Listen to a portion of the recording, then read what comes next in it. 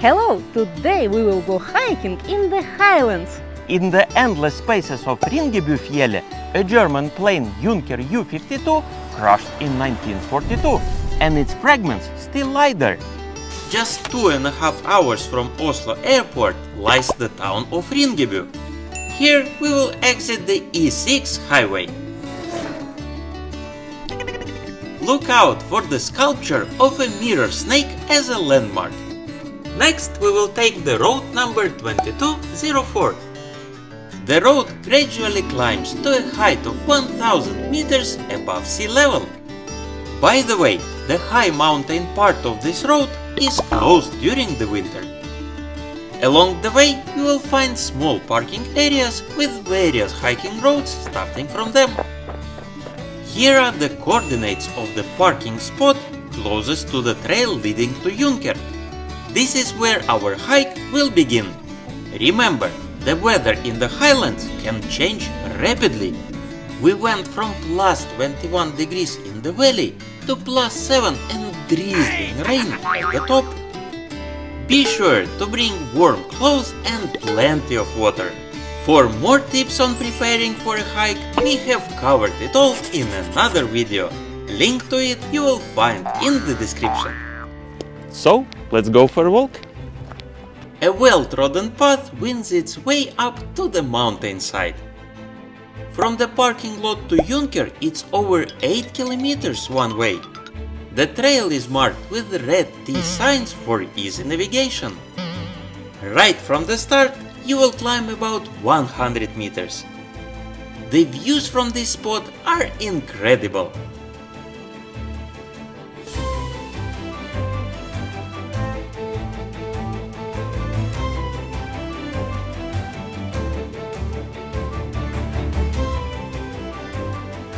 Our next landmark is tourist lodge Jammerdalsbu. Even though it didn't rain the day before, the trail here is still very wet, so don't forget to wear good shoes. After the lodge, the pass descends into a valley. Next, you will come across a river with a bridge, which marks about halfway to our destination. The trail then continues along the river, with small climbs and descents.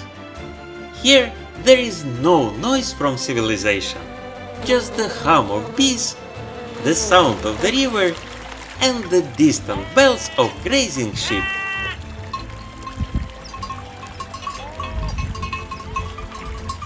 We think this hike is a great way to test your strengths and endurance before more challenging trails. Well, our goal can already be seen in the distance. We are here, and let's take a moment to dive deeper in the history of this place. October 30th, 1942 at 8:30, a 3-engine German aircraft Junker Ju-52 took off from Oslo Fornebu Airport on a flight to Banak, with intermediate stops in Trondheim and Bardufoss.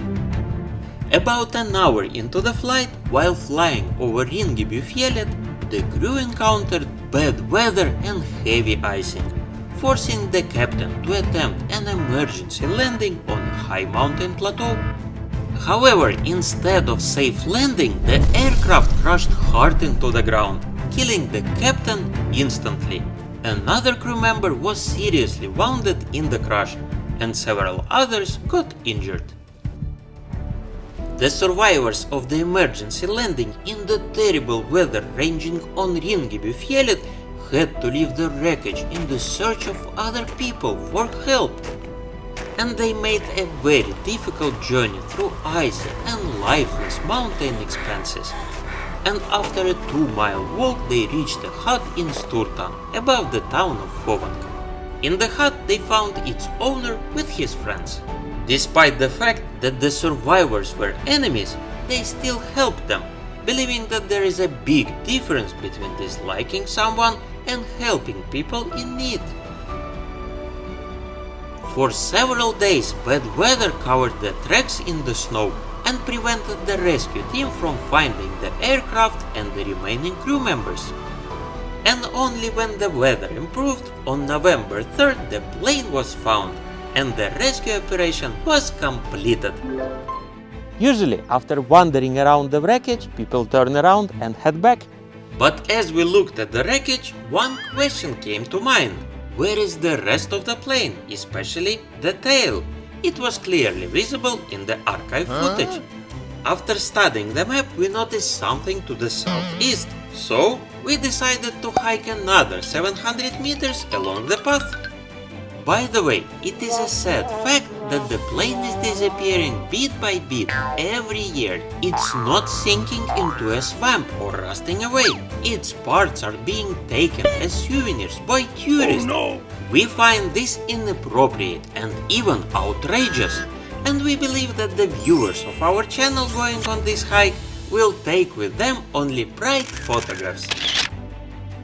And of course, the story of dramatic forced landing, the struggle for survival in the harsh Norwegian nature, and human people who saved the lives of those in need regardless of their origin. And yes, at the end of our additional trip, we found the tail section of the plane. Yet another unnecessary interference with the natural course of history. At some point, people attempted to move it 750 meters, perhaps trying to take it down from the mountains, but they did not succeed. Having seen and even touched history, it's time for us to move back. After all, the way back from tail fragments is over 9 kilometers. So go out on this hike as early as possible. By the way, if you like this video, then don't forget to hit the like button. We also have a video on our channel about another interesting echo of war. The train inside Mount Gaustatoppen, which was once a secret military facility, now takes tourists to the top. So, subscribe to our channel and let's travel together. See you again!